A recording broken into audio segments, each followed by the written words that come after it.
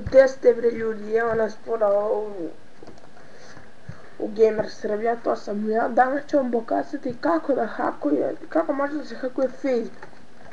Evo ovako, sada ukucate neki mail kad je neko vaš drug ili neko prijatelj došao kod vas i uključuje se na Facebooku.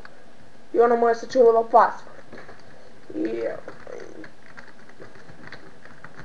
ukucajte nešto tako ono kad se zapamne password, kliknite na mali password, sam se sačuva i sam se startuje.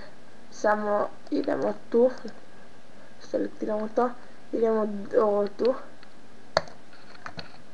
i tražimo ti password. Kucate 1, 2, 3, 4, 5, 6 i samo kliknete i enter.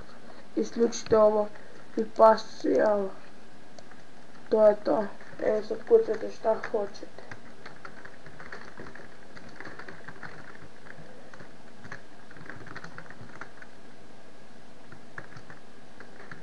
Ćao!